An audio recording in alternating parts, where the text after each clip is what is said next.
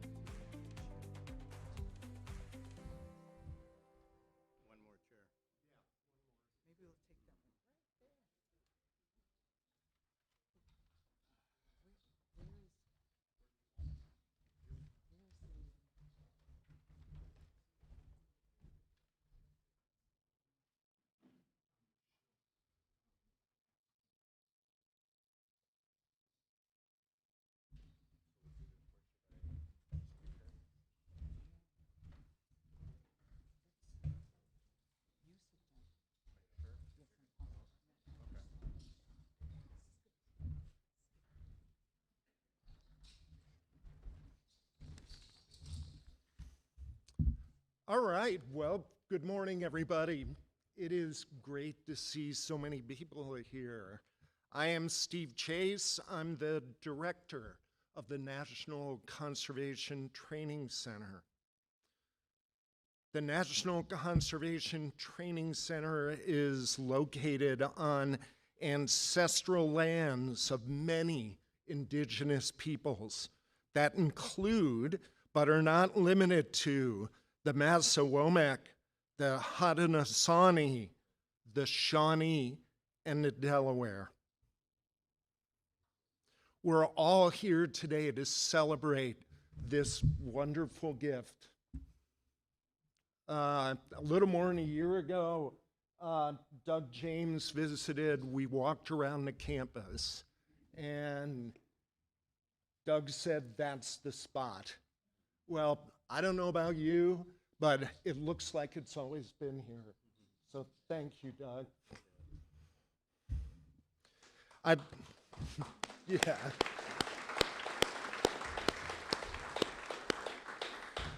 I'd like to thank our colleagues at the Native Organizers Alliance for suggesting and organizing this event. I stand in awe of the artists, again, who created this remarkable object. Thank you. My gratitude also to everyone here at NCTC who's been involved in planning this event and who worked with our Native colleagues to get the totem pole here last year. It was definitely a team effort, and the result is nothing short of extraordinary. I'd like to introduce to you now Wendi Weber, the Deputy Director of Operations for the U.S. Fish and Wildlife Service, who'd like to say a few words of welcome. Wendi.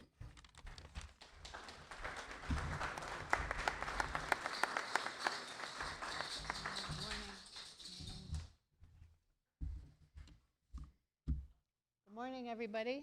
Good morning. Good morning. Sorry I can't see everybody over here, but yeah, hi.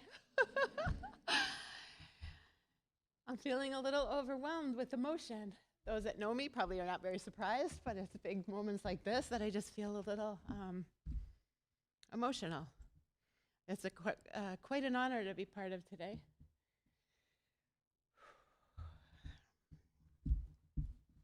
So thank you, everybody. Thank you for this amazing, beautiful, sacred piece that we so proudly get to have here at our National Conservation Training Center that so many people will get to view, enjoy, and appreciate.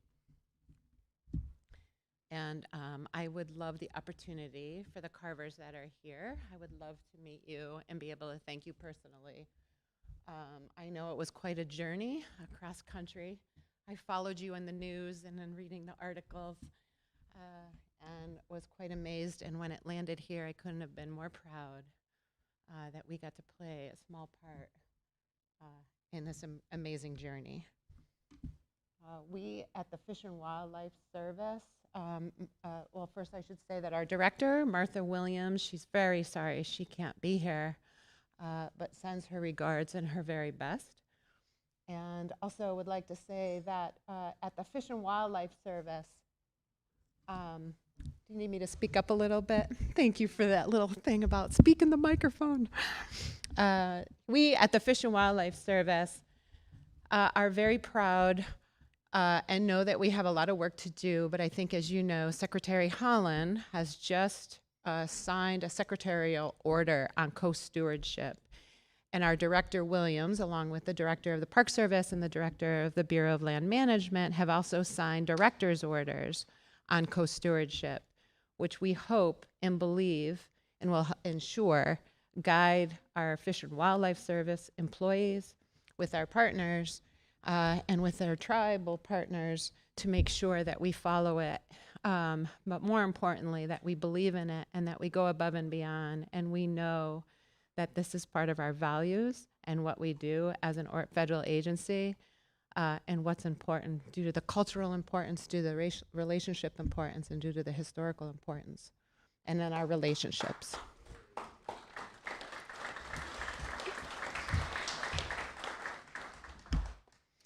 So I think with that, I just want to tell you, thank you again. It's an honor to be here with all of you.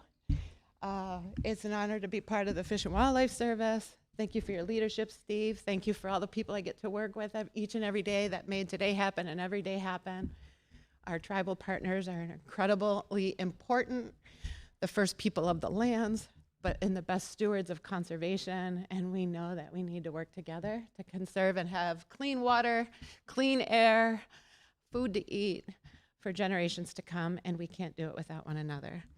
So with that, I think I would just like to bring up Judith LeBlanc, who will be, I believe, emceeing also, and want to thank the Lummi Carvers and also Judith and everybody in the Alliance for coming today. So thank you very much.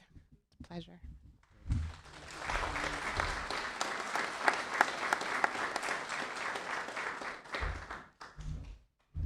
Good morning. Good morning.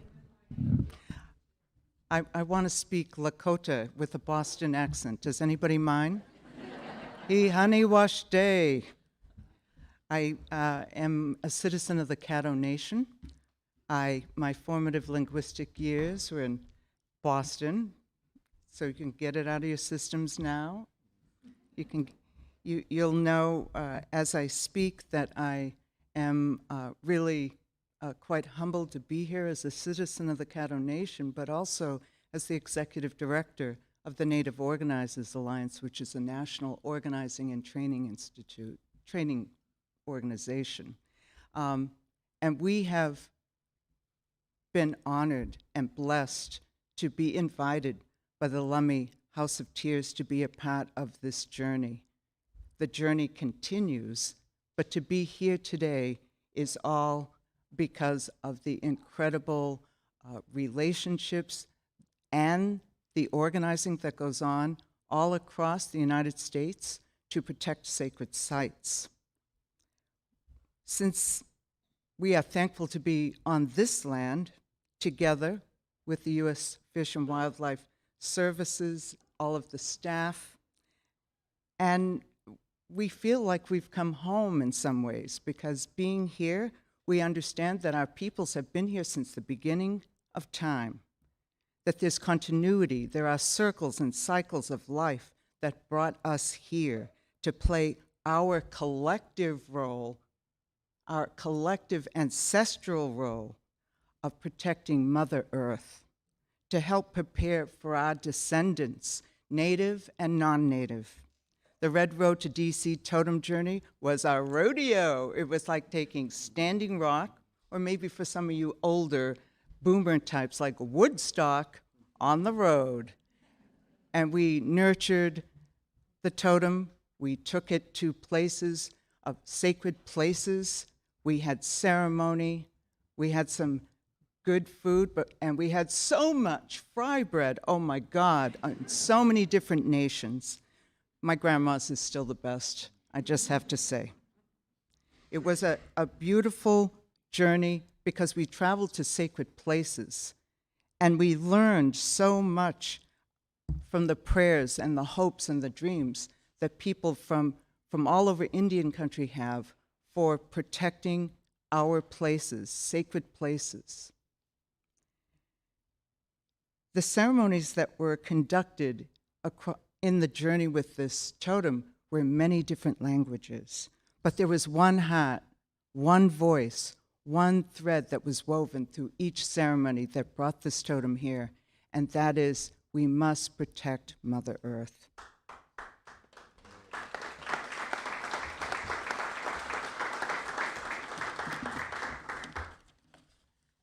So I want you to understand the power that this will have for you and your work here, and that this is the right place that the Creator chose. We were in a meeting on a Yankton territory, Yankton Sioux Reservation, and we were in a meeting with some of the speakers here, and we were talking about the work they are doing on the Missouri River. He's an intern for the U.S. Fish and Wildlife Services. He showed us a picture of the totem. When he came into this room, he understood the power. And to me, at that moment, it meant that we had to come back, we had to complete this circle, and that we need to remind all of you that you have a role to play. You have a role to play in protecting sacred places, because this is one. All over, where you walk, where you live, where you play, there are sacred places that people from the beginning of time have gone to pray, to bury, and to collect medicines.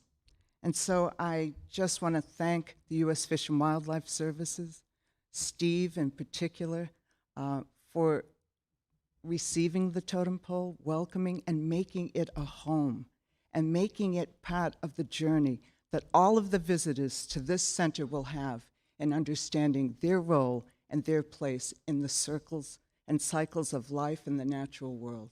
Thank you.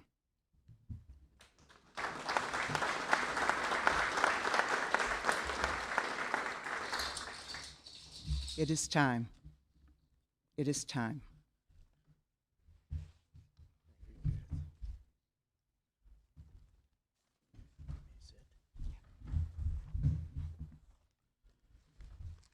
I'd like to say Aich Kachil to each and every one that's taken a breath of time to be here today. That's good morning. So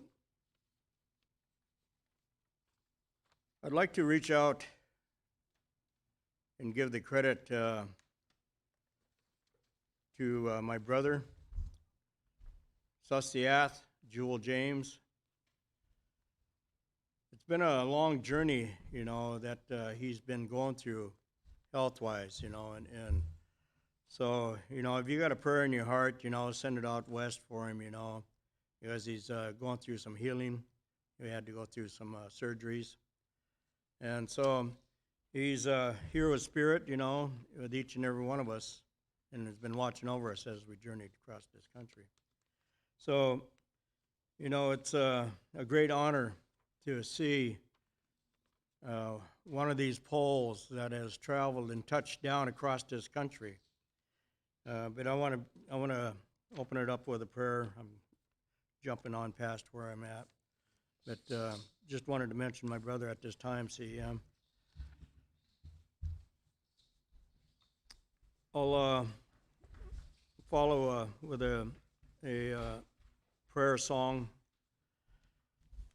Creator, you know each step of the way and what it taken for us to get this far in this walk of life and to continue on the path that you put us upon.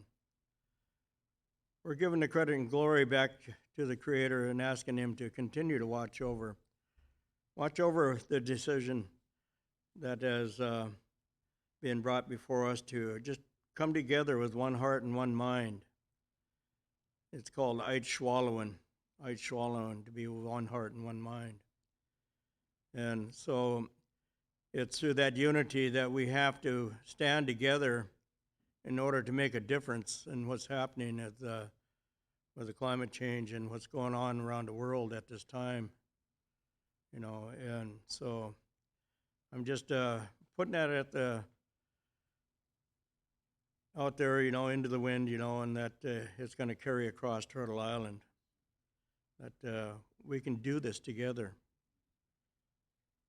Once again, I want to thank all those that helped coordinate to putting our sacred pole up here, you know, because there was a lot of hands last year that came forward and placed their hands upon that pole. And so that pole is very much spiritually alive. So with that, I'll move on with a prayer song. Oh, oh, oh,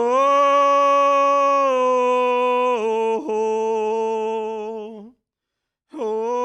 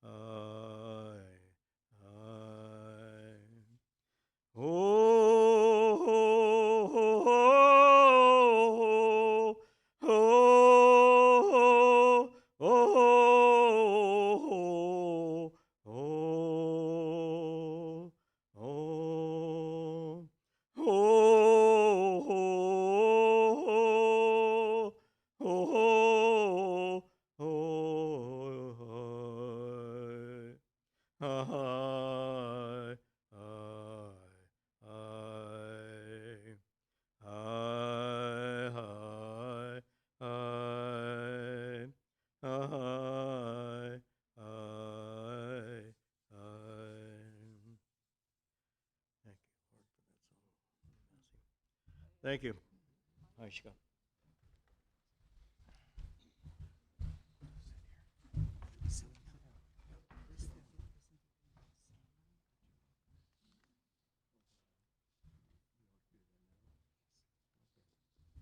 Yes, so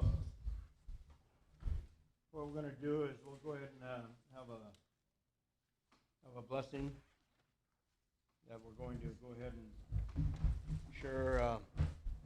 share this song with you.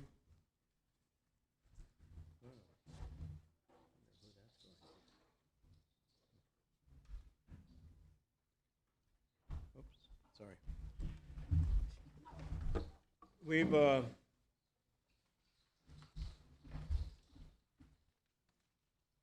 We've came across so many in this journeys that we've been placed upon.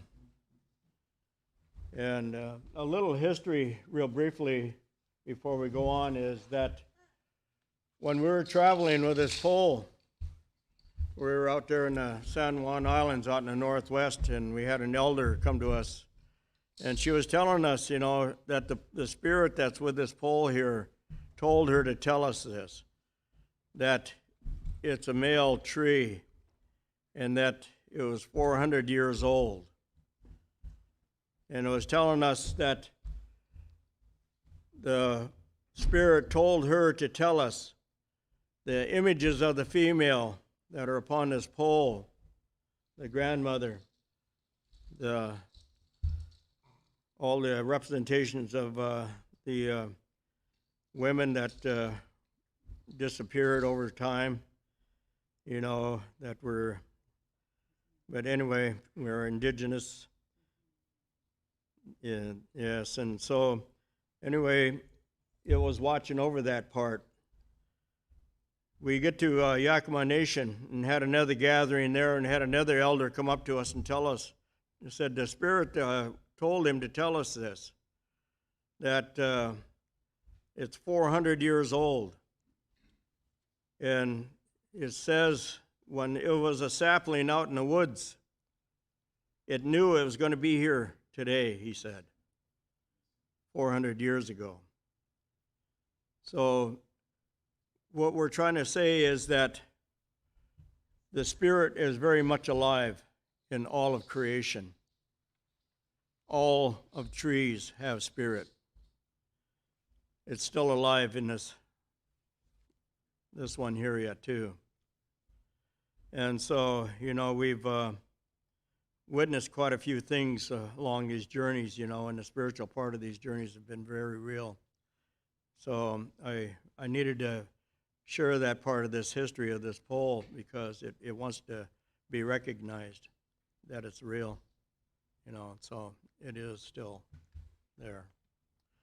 So these are the things, you know, that we cross our paths, you know, and if someone has something to share with you, take the time to listen, because you might not ever get that teaching again. So we're want to once again ask the Creator to continue to have His way, especially today, you know, on each and every one. We're asking for a blessing to come down upon each and every one of you that has taken this breath of time, and that you can take that blessing back to your home, and that will rest upon your home, and you'll find that peace and harmony. Because it's through this walk of life that we have to reach out for these little ones. It's for these little ones that we are standing in unity, you know, that maybe we can't stop what's happening, but maybe we can slow it down, you know, and so that's all we're trying to do. Aishka. The song that we want to share with you is, it's called the Aitshwallowin. A little history on the Aitshwallowin briefly is that this song was given to us by a minke whale that laid her life down upon our beaches in the early 90s.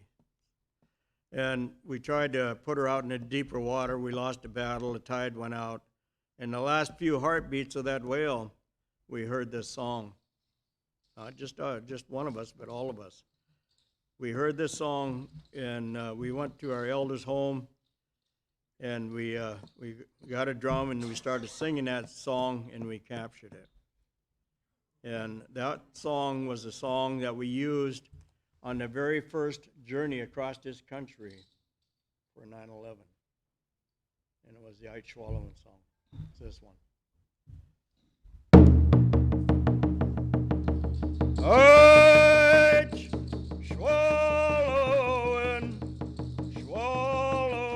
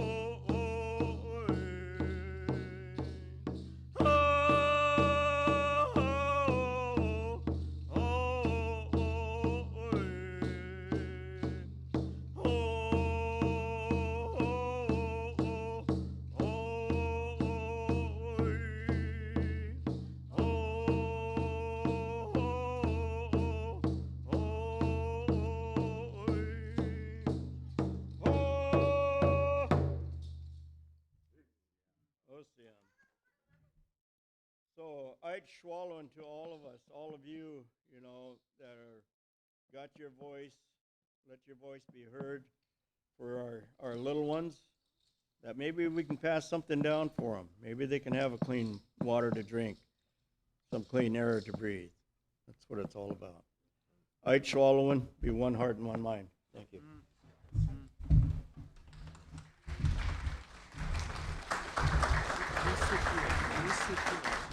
Thank you.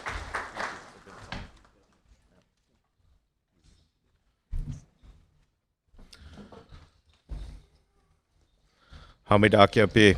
First off, I want to say thank you to Doug and the Lummi Carvers for creating this this space. The song, I could feel it, so I wanted to say thanks. When I came here, I felt something. Prior to getting up here, I went outside and acknowledged ancestors that are here. I looked for inspiration. I faced the Potomac. I asked the permission for the tribes that are here to speak. And in that, I was praying, and I came around the corner, and I saw Crystal Lanetta. And she's a tribal liaison for this park, or the U.S. Fish and Wildlife. And so I thought to myself, well, you know, these things happen. You know, these coincidences happen. And then I also talked to the director today, and I found out that there's fish weirs in the river here. And so this traveled from one fishing village to another.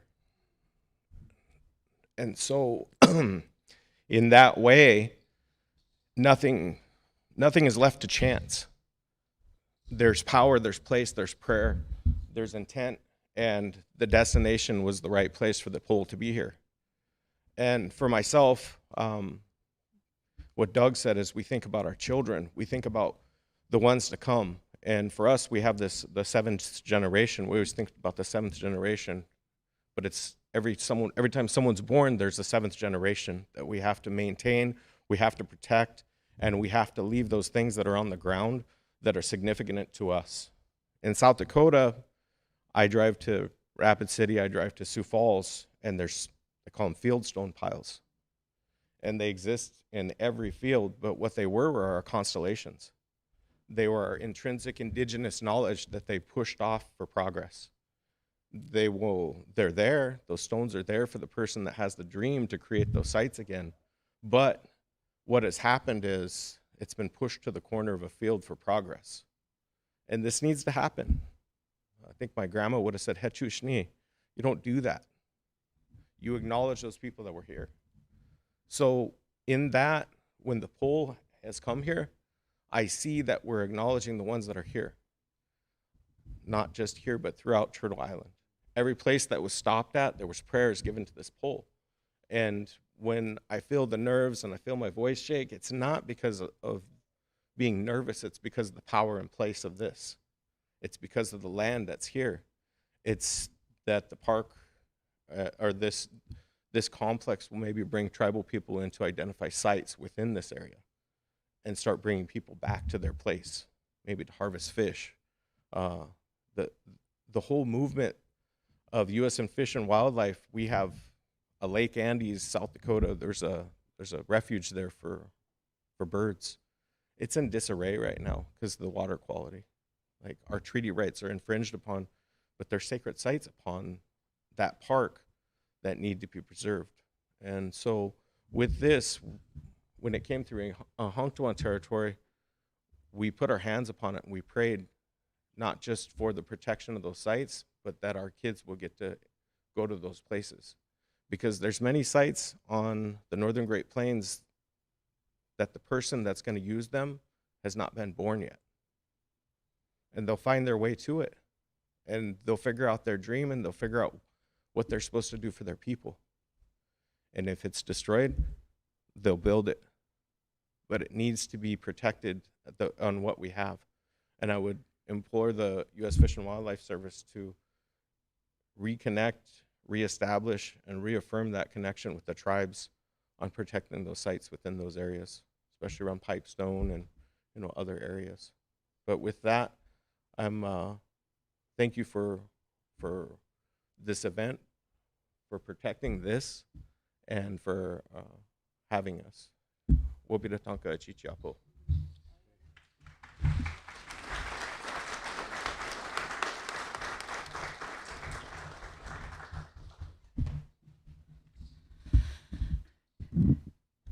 It's hard because I think all of us are feeling that emotion today, and it's a beautiful space to be. He tinani Niki Amsa Saundra Mitrovich, Taiman Yamani Maidu from Northern California, but fortunate to live and learn on the homelands of the Numu and Washoe people in what is now Northern Nevada. I have the pleasure of serving as a civic engagement and community outreach manager at the National Congress of American Indians.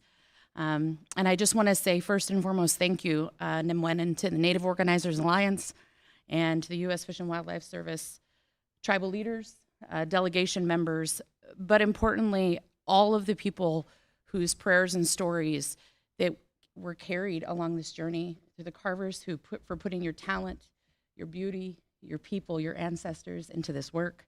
Thank you so much. I also want to thank the live stream audience today. I know we have a lot of people tuning in today, and I know many of those that are tuning in were part of this journey, and you couldn't journey with us today. And we also have those that have journeyed on that couldn't be with us today. And so I honor them today, and I remember them today. So thank you. For those that may be unfamiliar with NCAI, we're a membership-based organization of tribal nations and Native peoples representing the broad interests of all our federally recognized tribes, state-recognized tribes, and over 9.7 Native people in the United States today. Those interests include the protection, as we've heard about today, of Native cultural resources and lands, which are so critical to the vitality of traditional Native languages, customs, as well as our tribal nations as sovereigns. In the United States, there are 574 federally recognized tribal nations and more that speak hundreds of different Native languages. And so with that vast geographic, linguistic, and cultural diversity that we've heard about today, even on this stage, we want to ensure that that's all protected, but we can't always refer to that in a singular context because we know that the one thing that we all have in common, and I apologize, I'm looking up and I want to make sure I'm giving you that respect as well, that we're doing that in allyship and advocacy together, like we all just talked about. That Red Road to DC Totem journey carried stories of healing, as we've heard today, resilience, protection, and strength from Washington State to Washington, DC. If you've ever made that journey, you know how far that is, right? Along that road, there was a unifying force, unity, and consisting of tribal nations and communities praying together, praying and working together for change, that hope that I know that we all share. That change is rooted in our stories that are centered in our sacred landscapes that we all share and that are integral to the exercise of all Native religions, but I know many other religions that are here today. Tribal nations and Native people have that fundamental spiritual duty to take care of these lands and protect them. These are integral for all of our people, everyone that's here today. As such, along with NCAI and our partners that I've already mentioned, and many, many others, our allies and advocates, we work alongside each other to ceaselessly protect these, and especially as it relates to our religious freedom.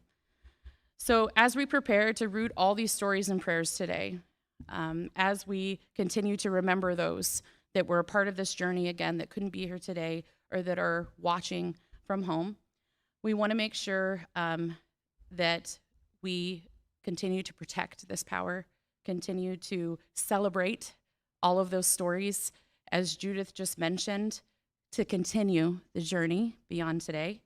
And then I also wanted to leave you with this quote that I felt was really powerful from that journey and is also from one of our panelists today, from the Red Road Journey to DC by Douglas James, who offered a prayer and some words at Chief Timothy Park on the banks of the Snake River. He said, "Each and every one of us has an obligation to reach out and let your voice be heard for those that don't have a voice, the orcas and the salmon." I'm from salmon people as well. "If the land can heal, the people will heal." And with that, thank you again today for having me here, and thank you again for continuing the journey, all of us together. Nimwenen, thank you.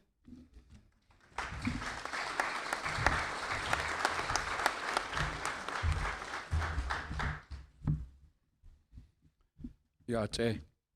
My name is Woody Lee. I'm the executive director to Utah Dine, Bykeya, a nonprofit 501c3 organization, and I do welcome and being here and accept the welcome.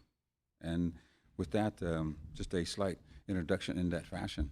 For now, I think looking at the interior mission is in line with our missions. They say almost the exact same words with a little bit of a differences, but all in line, we're heading in the right direction.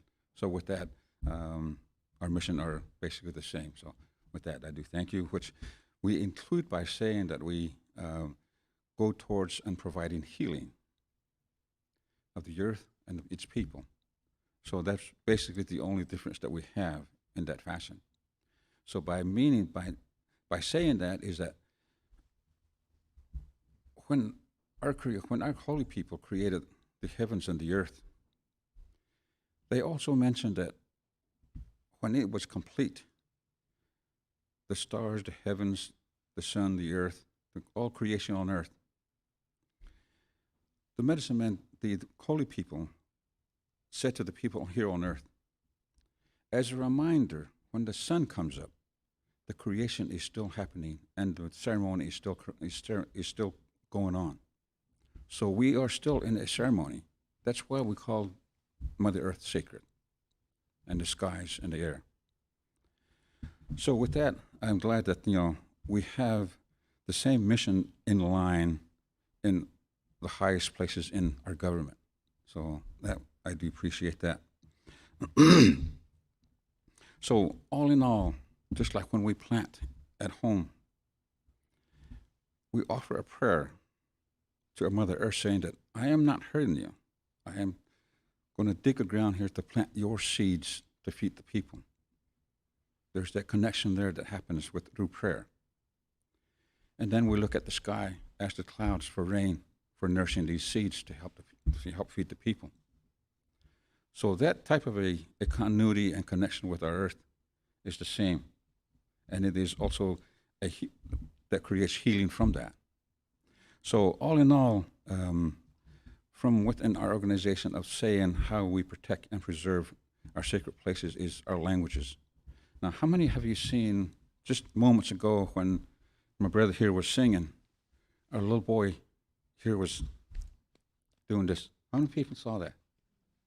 That is a miracle in a lot of ways to where, Mama, Grandpa, and Grandpa didn't teach him that.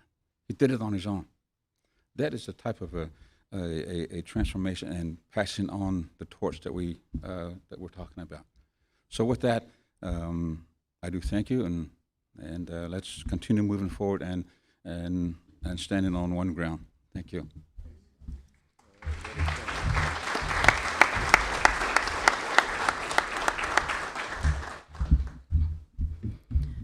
Yate bin Dineshike, Shay Carol Davis Dashijna, Kia Aninchla, Tutsoni Bashichin, Tudich Eatni Dashiche, Shkan Hadzohodashanala, Adoya Chajin Tate Nasha.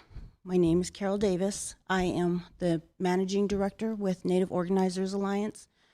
I reside and work within my own community, the Navajo Nation, southwest portion of the Navajo Nation on the Arizona side. I have had the honor of working with my people and for my people for many years, over 25 years, and it's an honor to be invited to participate in this event.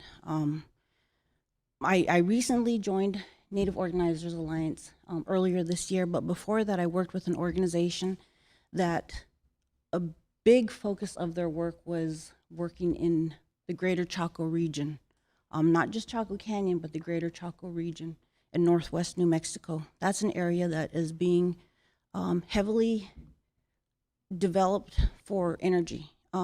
So there's a lot of things involved there, but people that reside in those living communities where, for example, Chaco Canyon,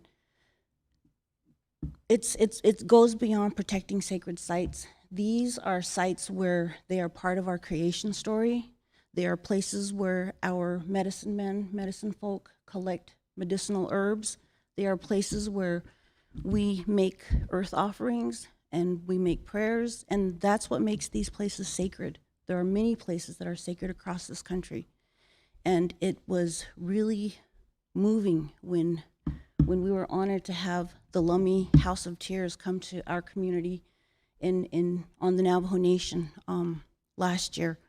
And it was so powerful when you see this pole, because you can feel all those prayers from across the country, from many different peoples with many different backgrounds, and filling this totem with those prayers. And that's strong medicine, and you can feel it here.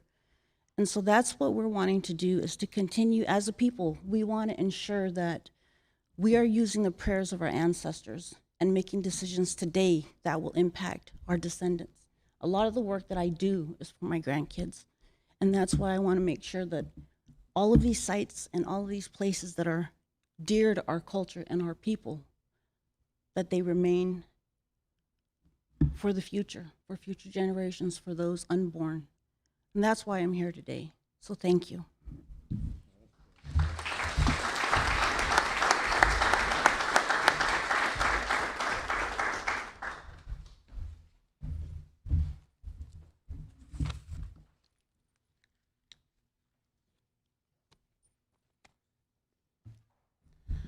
He hunting washed it. Good morning.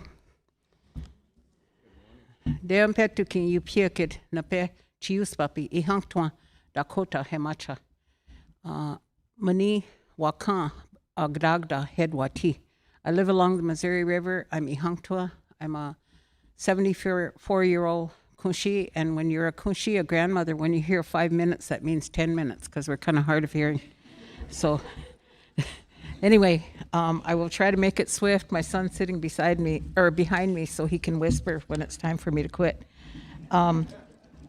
So I was born into the first medicine of our people, which is the mani, the water, and the women in the room, the revival of the matrilineal, which has been stinted by a different type of society. You were born into the water of life in the womb. And so that's the first acknowledgement. I acknowledge the people, the ancestors that took care of this beautiful, what we call Oyanke, this altar. We're in an altar, and have brought those prayers, like my son said, from 2 villages, 2 people, 2 Oyanke together in the presence of all of the people that are here. In protecting the sacred along the Missouri River, it was really reminding me that we all have a divine plan. All of you standing here, all the things that you've encouraged or experienced in life brought you to here at this moment as part of your divine plan. And so having said that, I want to mention that sleeping in Aldo Hall last night, I slept very well. When I was a young person and I was acting up in the 60s, I read about 2 people. They're called Ska Oyate. They were white people, and I read their books, and one of them was the Sand County Almanac. I'm hoping somebody will give me this copy, hint, hint. But I read about Aldo Leopold, and I thought, oh my gosh, he must be native. I bet he has Indian blood. And I looked, and he doesn't, but he got it. And he got what the original instructions were, which was to make relationship with the land. He talked about the stream of things. I was rereading it last night, and the stream of things is watersheds. It's upstream, downstream, and the people all in between that either grow or they get contaminated. He talked about sky dance. We have star knowledge that is in this land that we're in. There's probably constellations of the stars out there in the woods. And so those are the things that TCPs can discover, because the archaeological studies that were done before we were able to get into the arena of sacred sites, whenever we go into a site, we find 200 to 300 more sites than they're able to identify, because they don't have the skill set. They weren't skilled in that arena, so we're there to serve that purpose. So it's very important that we follow through on that. The other person from the Ska Oyate that I discovered, and again, I checked her out because I thought she's got to be native, but she's not. But it's good. Her name was Rachel Carson. Remember Rachel Carson? Any oldsters in here? During the 60s, maybe some of you young people read Silent Spring. She talked about contamination. I thought, oh, she's got to be Indian, but she got it. And so those two people from the outer world got it. And I asked my dad about that. I said, how come we don't get it? He said, because they haven't been buried on this land very long. They came from a different continent. Their ancestors are not ready to teach them yet because they're not ready. And so as the years have gone on, now we have the green movement. They still have a lot of schooling to do. So that's our job in coming here is you've opened the door to the teepee, the lodge, the longhouse for us to come in because we indeed have a lot of teaching to do to, if you take care of something like this, you have to be culturally competent. And we are excited to share that with you. The other thing that I want to say is that when Aldo Leopold talked about it, he talked about the energy from the rocks, the plants, the trees, the little insects, all of the four-leggeds, and we call that shkan. We call the sacred energy that moves, and that's what we felt when we came here. Our Chinese relatives call it chi, and you all call it U.S. Fish and Wildlife. So we got to work on that. And that's why we're here to help. I think that the prayers along the Missouri River, I can feel them here. That is when we re-identify and we can re-obligate and reassign the protection of the sites, what you're doing is going from a gatekeeper to a caretaker. Gatekeepers are not always good people. There are sometimes they shut the doors. This is a door that has opened with U.S. Fish and Wildlife that we continue the work. It's a new beginning. So I'm excited to do that. I believe it was in 1948, the Hopi elders came together, and there was an elder that traveled to all the communities. And some of you, if you raise your hand in thank you to Thomas Binyaka, anybody in the room know who Thomas Binyaka is? They had, and if you don't, just like I read about Aldo Leopold, you need to read about Thomas Binyaka. In 1948, a group of Hopi elders came together in the Southwest, and they said it's very important for us to come together to speak for those who can't, the animals, the plants, all of those nations that we're destroying, and we have to take the message out to the world because they have forgotten. So when I listened to Thomas Binyaka for maybe 10 times, I thought everybody needs to listen to him, so please read about him. But he said, and he purported what your vision statement is here, so follow it, but integrate it with the teachings of our Indigenous people. I think that whenever I am asked to say words, I have to run it through my language filter. I didn't speak English till I was 5 years old. And so when something puzzles me, I go back to the Indian word. So when I introduced myself, I said, Nitue, who am I? So in knowing you, you have to examine, when you present yourself, who are you? And hopefully you're a human being, because sometimes we look for human beings. It's essential to carry out these duties. The second thing is, in my language, is I say, Mie, who am I? And I ask you, who are you? Nia. Tok, because if you don't know what your role is in these words that have been spoken to by my relatives before me, then you could be in the way if you don't know your role.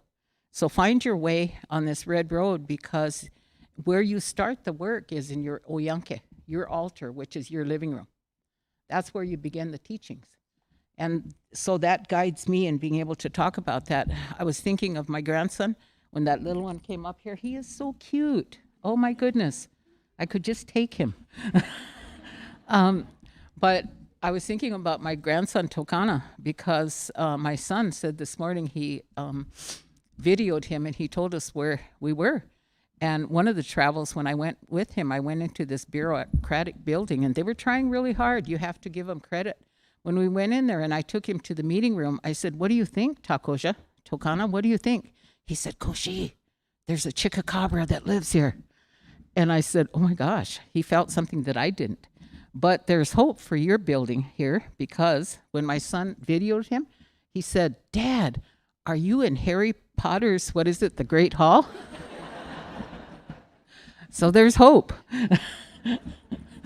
My grandson likes Harry Potter. So the Harry Potters of the world, we have some work to do with U.S. Fish and Wildlife and beyond. The other word is wowaka. the Wowakan that you witnessed, the miracle of that little boy coming up here, this little grandson, he knew exactly the original instructions. It's ceremony time. The drum is coming out. The songs are coming. People are feeling like crying, so I'm going to go up there. So he came up here. Did you see him, that little old man? He climbed the stairs and then he sat down. And so he's still pure and he's connected to that shkan, that chi, the original stream. So if we can remember that in the care of these places, I think that the other Indian word that I want to stress is mitakuyasi, which is my relatives. I think that we do indeed need to renew our relationships about how we care for Inamaka, Kushimaka, because she has a bad temperature, a very bad temperature. And there's lots of climate change things that are going on because when we did one of our ceremonies, every significant beginning thing that we do is the ceremony. We went down to the Missouri River and we sang. We filled our chanupa. We called out to the relatives. And this magical thing happened is the great mystery showed itself. There were flocks of geese. There were magpies. We don't really see magpies anymore because they've been poisoned. But the magpies showed up. There were like one or two. The pelicans, the turtles. There were actually turtles that were swimming out from the shore. And so our granddaughter, one of the granddaughters, I said, everybody go down to the water and tell Mani Shoshed that we have come to help.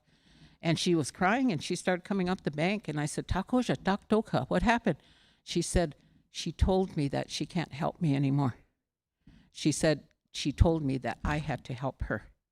And so that's the message that we carry every time we do a ceremony. You have to, Nia, who are you? It is your role starting in your living room to do what in Mother Earth, Grandma Earth needs to help with her temperature. In closing, I would like to, we never travel alone. I'd like to introduce the tribal people that came with me. I'm very excited about these young leaders. They're kind of like the little child that sat on the step. So they're learning. And if they could wave, we have Andrea Fisher. You want to stand up? Give her a hand. She's a newly elected leader, so she's learning chicacabras and the Great Hall. And back there is Derek Marks. He's another elected leader. Lonnie Provost, do you want to wave? He's my nephew, and he's been working on finding his role in the community, which is a really tough role. It's tough to be a prophet in your own land. And so when we come out, you give us energy. You strengthen us to go home, to continue to make relationship. And then, of course, my son, can you stand up, Kip? Yeah. I apologize. When I first started, I felt so much emotion from the beginning of the ceremony. My name is Kip Spotted Eagle. I'm a Yankton, Padani Kokish Pieshni Machiapo, and I'm an elected leader for the Yankton Nation. So, thank you. Well, Peter. But thank you very much for this new journey that we're going to be on, because you have actually made a commitment, U.S. Fish and Wildlife Service, to not just display this and have tourists and people come trained here, but you have opened the door to the teepee, the lodge, the longhouse for us to come here and train. And we are available starting tomorrow. After I get my book. Wo pira, mitakiapi.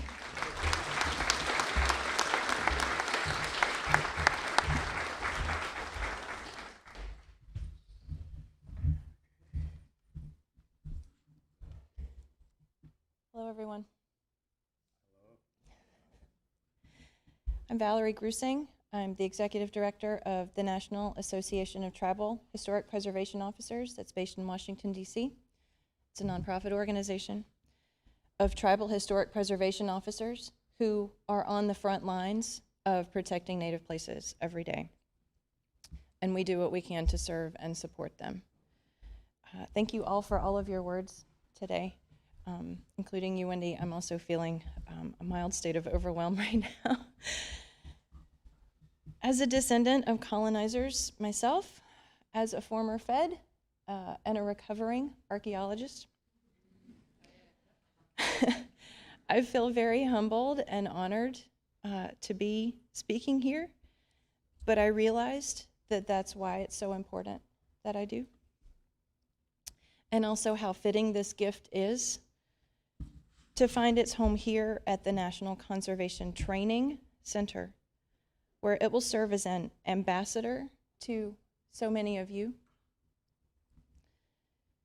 who may also be descendants of colonizers, feds, and archaeologists, and conservationists.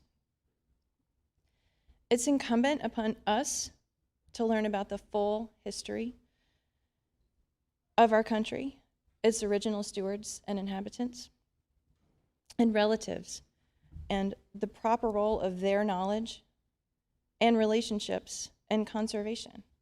That's of natural resources, which are cultural resources. I'm grateful for the challenges of recent times, for shining a light on parts of our shared past that have been in shadow for too long. These challenges are indeed providing unprecedented opportunities to do different, to know better, and to do better. I'm grateful for the opportunity to do this work, to stand in unity, and to be a part of this transformational change that I believe we're experiencing right now. Enabling and empowering tribal nations to reforge connections to place, to reclaim native places and ancestors, contributes to reconciliation and healing for all of us. We all have a role in this ongoing journey, and I'm glad that you're on it too. Thank you to the Native organizers, to the carvers, and to all of you, my colleagues, for this.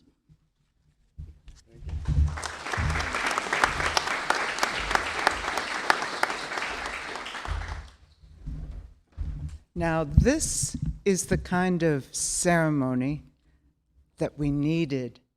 We laughed, we cried, we prayed together. It's a new beginning. It's a new level of awareness of the roles that we all play. I'm proud to say my family's names are Adanko and Edge, and we're part of the underground movement to protect our ceremonies, the Peyote Church. But the one teaching that is indigenous and of that belief system, but is universal, is that we are all in a very large circle, and we each have a role, and it is not the same. Not all of us play the same role.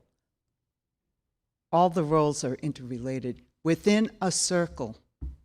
And that awareness of the circle that you all are in, that we are in, the new beginnings and the new opportunities that we have to work with you, alongside you, to do what is right for Mother Earth is a blessing. And so we want to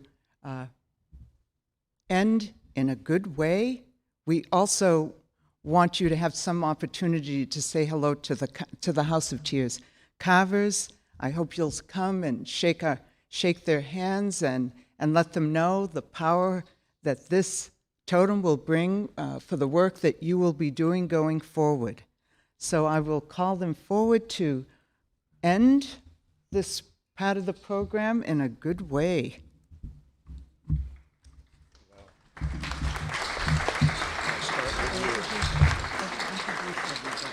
Yes, yes.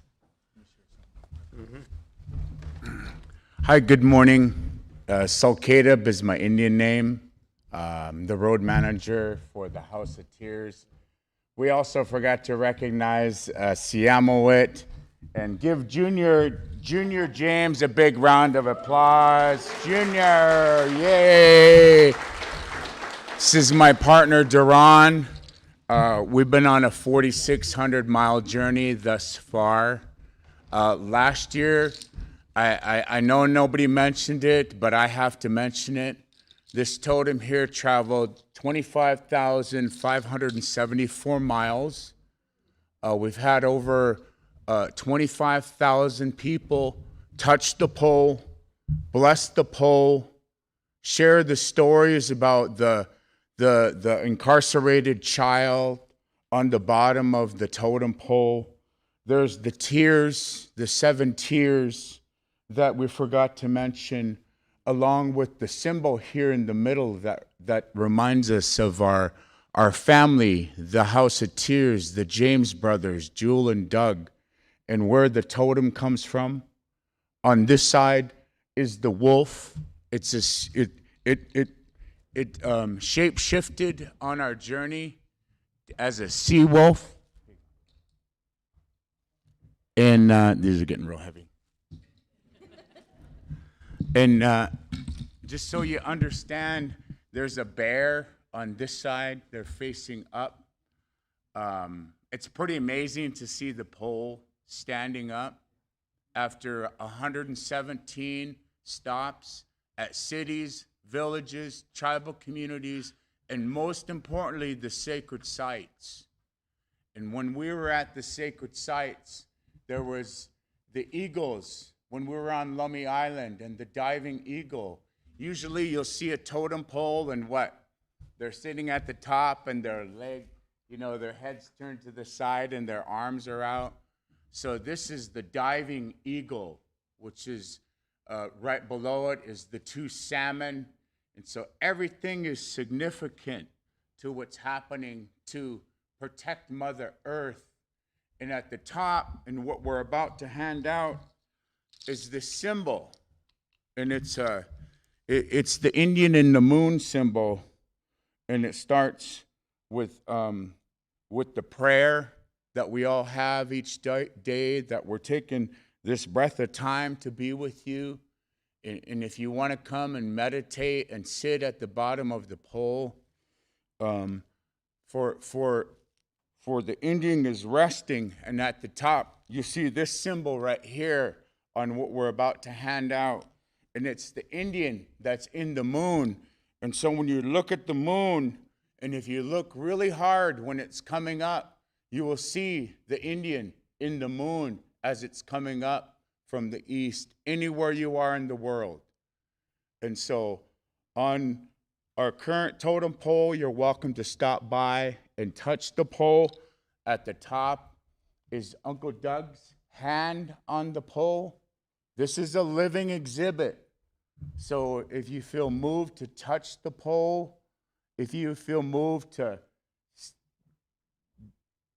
lean up to it on the back, if you need healing, if you lost somebody and you're mourning, if you're surviving cancer or HIV or AIDS or COVID, come and please.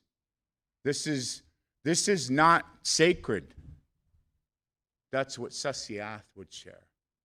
It's right here, this home, right here, right now. And you're all the witnesses. Generally, we'd call the witnesses out to share this moment. And sometimes we usually have a curtain and then we'll pull it off. But it was so beautiful just to walk into the home. And I felt its place. And I seen all the hands and all the faces. And so I just had to say thank you, Judith. Thank you, Native Organizers Alliance. Thank our friends here that are keepers of the home. And you're the keepers now. This is a part of the home, the flowers, the flag, the Siamoit tide. We tied this on, and this traveled more than 20,000 miles. And these came on the pole about midway, and it shape-shifted from a wolf and a bear to a sea wolf and a sea bear.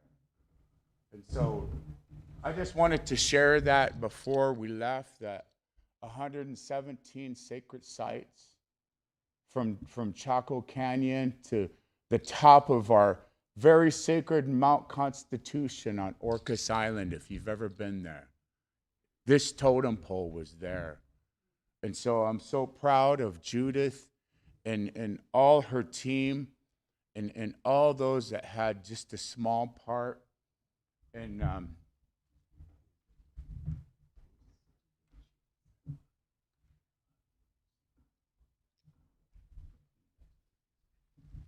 Stephen, if you can come forward. We just have a blanket.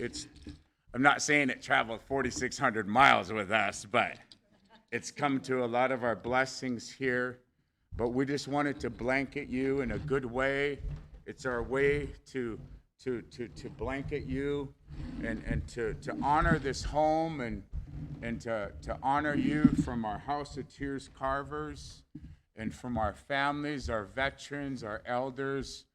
We don't speak on behalf of the Lummi Nation. We're here with the House of Tears Carvers. We're here with the Chief's Pole. And when you drive out today, stop by and see it, because I hate to say it, we're going to be in Oklahoma by this coming Saturday. So stop by and see the pole. Put your hand on the pole. You'll see the chief when you go out, and it's laying on the back, and he has his hand on the totem pole. And that's where these bandanas, they're just a small token of our love and appreciation. And just so that you remember this day, and that you remember our friend here was on Lopez Island, Washington, right here. And she was a part of the blessing ceremony. I want to just give her a round of applause. It's not a coincidence. Thank you. Thank you. Thank you very much. Hi, Scott.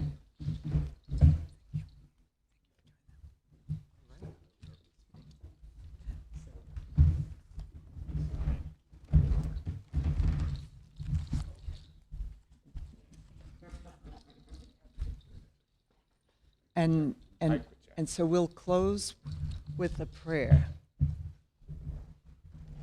Doug or Freddie, who is closing us out in a good way? We'll all, if you're not standing, and you can stand where you are. And what we did with some of our prayer ceremonies, because of COVID, believe it or not, after 25,000 miles, we took care of ourselves in a good way, COVID friendly. And so you can stay where you are, but what we're going to do is we're going to pray with our family here one last time. And with our friends, I'm going to invite all the Native Organizers Alliance.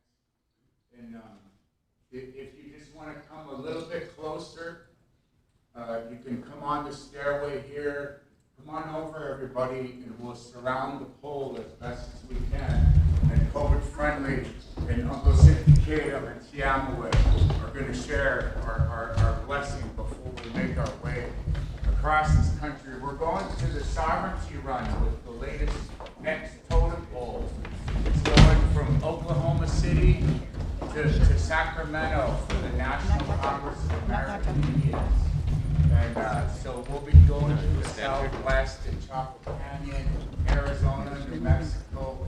But we're starting, and it's to honor our journey right now is transformed, and we're honoring the return of Jim Thorpe's gold medals.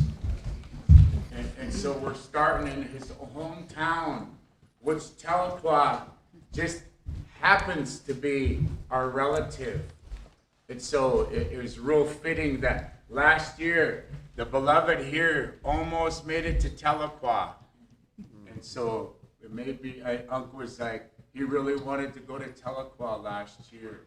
And so when I told him we're heading to Tahlequah to honor Jim Thorpe in the Sovereignty Run, so that's our new work. And so you're all a blessing, and we hope that you could take just a little bit of healing, a little bit of love, a little bit of spirit with you, and share what you witnessed of the beloved tree that was once. It's still living, and it's living in your home, and it's going to take care of you for all the days of our lives. So, CEM, nostalgia, CEM, Sikki Kedem Sonasnat. The song that we're going to share with you, my brother Sastiath received this before dawn one morning. And it came to him, and he shared it with me that very morning. He said, bro, this song came to me, and it's talking about the ancestors. And it's talking about letting them go to the other side. It's okay. We let you go to the other side.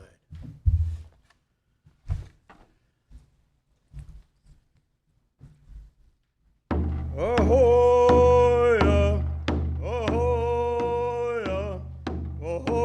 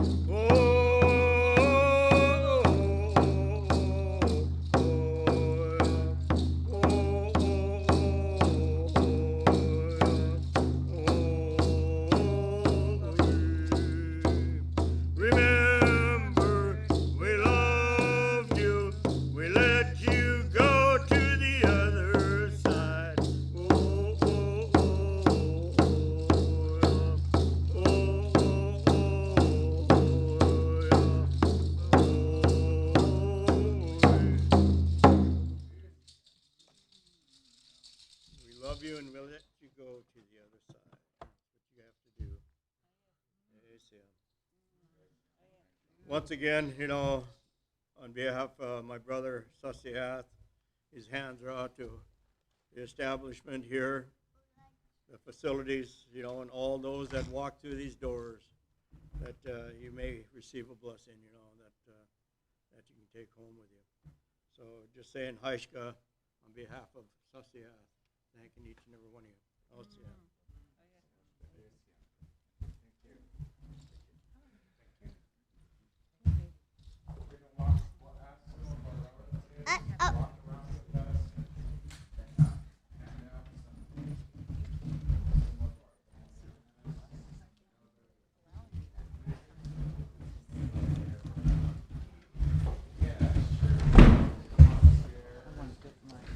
Because I know how these things go.